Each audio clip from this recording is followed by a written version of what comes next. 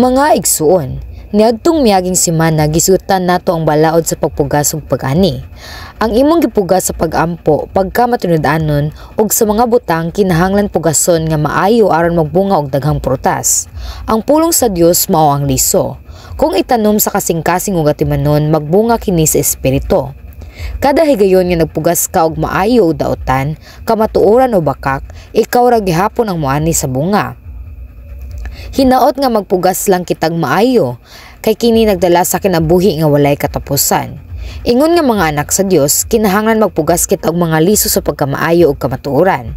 Sama sa tanom, ang liso mao'y magbuot sa bunga. Ang Galatia Kapitulo 6, versikulo 7 nagingon, ang imong gipugas mao ra gihapon ang imong pag-anihon.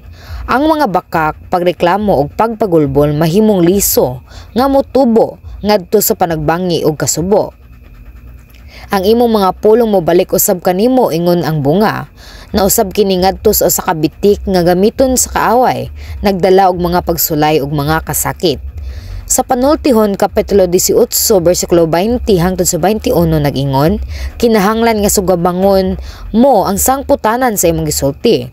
Ang imong isulti makaluwas o mulaglag sa kinabuhi.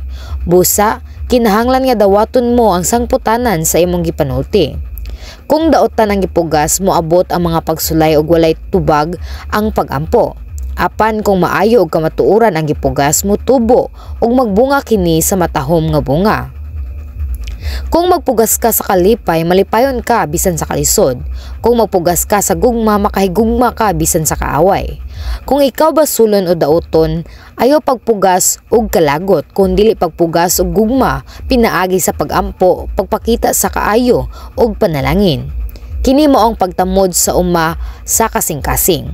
Mga igsuon, ayaw pagpugas sa unod o sa daotan, kung dili sundon lamang ang espiritu ug magpugas sa pagkamaayo ug kamatuoran. Kung magpadayon ka sa pagpugas sa maayo ug kamatuoran, magmabungahon ka ug ang imong espiritu ug kalag. Pananglitan, ang usa ka Kristohanon magsugod sa adlaw pinaagi sa mubo nga pagampo ug isalig ang tanan sa Dios, bisan sa lisod nga kauban sa trabaho ang tinuod nga Kristohanon, mangita og paagi sa pagtubag uban sa gugma ug kaayo. Kung adunay kasuko nga mosulod sa kasing-kasing siya magampo, maghinusol ug magbuhat sa kamatuoran. Pinaagi sa pagampo ug pagpugas sa maayo sa tibok adlaw, makasinati siya og kalinaw ug grasya sa panahon sa Daniel prayer meeting.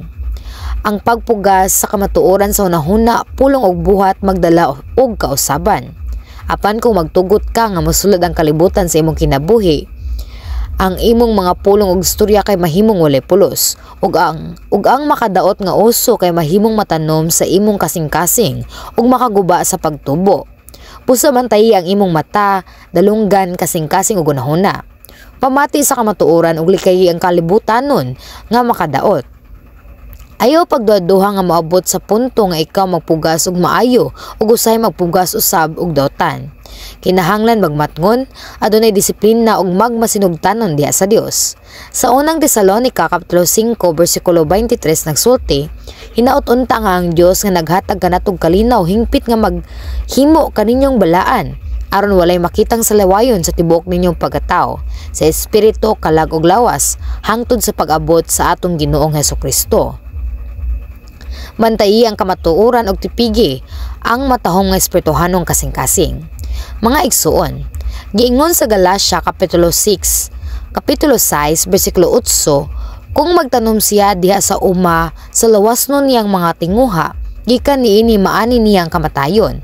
Kung magtanom siya diha sa uma sa espiritu, maani niya gikan sa espiritu ang kinabuhing walay katapusan.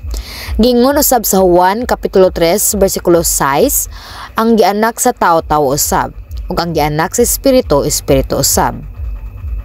Kung magpugasta sa madunot, dunot usab ang atong pag-anihon. Apan kung magpugasta sa maayo ug kamatuoran, mag-ani ta og kinabuhi nga walay katapusan. Si Haring Saul nagpugas og daotan tungod sa garbo ug gasina. Bisan og wala dayon naabot ang paghukom sa Dios, namatay siya sa makakaluoy nga paagi ug nawala ang iyang mga anak. Si David bisan gisakit, nagpugas lamang sa maayo ug gugma og gibidensyonan siya sa Dios hangtod nga siya nahimong hari.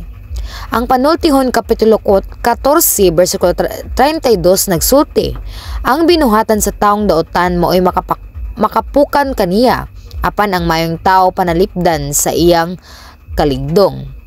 Mga igsuon, karon atong nakita nga kung unsa imong gipugas maora gihapon ang imong anihon. Magpugas kita sa kamatuoran pinaagi sa pagampo, paghalad ug pagsimba, o gitanom ang pulong sa Dios aron magbunga sa espiritu. Pamalandunga kung magpugas ka ba sa kaulibutanhon og bakak sa imong kasing-kasing. Ang kausaban dili dayon mahitabo apan pinaagi sa adlaw-adlaw nga pagpugasong maayo ug kamatuoran diha sa pulong hunahuna og buhat kini siguradong maabot. Ang gipadayag kapitulo 22 bersikulo 11 hangtod sa 12 nagpasidaan nga pasagdi nga ang daotan magpadayon sa pagbuhat og sa daotan, ang malaw-ayon magpabilin nga malaway, ang matarong magpadayon pagbuhat sa matarong ug ang balaan magpabilin sa pagkabalaan. Sa Jesus miingon, mobalik ako sa dili madugay nga magdala ganti aron ihatag sa tagsa-tagsa sumala sa iyang binuhatan. Ang ganti og paghukom nagulat sumala sa gibuhat sa matag usa. Bisan pa og ang kalibutan magtan-aw sa kaayo ingon nga kahuyang apan diha sa Dios kini kabilinhon. Busa ayaw sunda ang daotan sa kalibutan, kundi magpugas lamang og maayo og gugma, aron kita mahimong malipayon sa panalangin dinhi sa yuta og sa walay katapusan nga kinabuhi, isip tinuod nga mga anak sa atong Dios Amahan. Amen.